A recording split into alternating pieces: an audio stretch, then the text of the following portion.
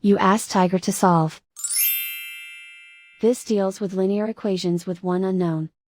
The final result is m equals -2. Let's solve it step by step. Simplify the expression. Expand the parentheses. Multiply the coefficients. Simplify the arithmetic. Expand the parentheses.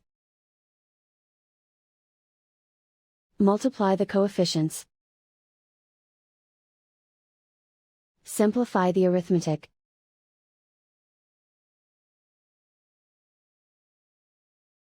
Group all m terms on the left side of the equation. Add 6m to both sides. Group like terms. Simplify the arithmetic. Group like terms. Simplify the arithmetic. Group all constants on the right side of the equation. Subtract 14 from both sides. Simplify the arithmetic.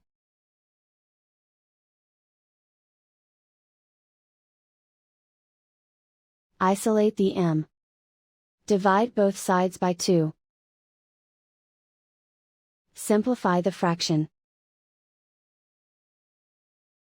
Find the greatest common factor of the numerator and denominator.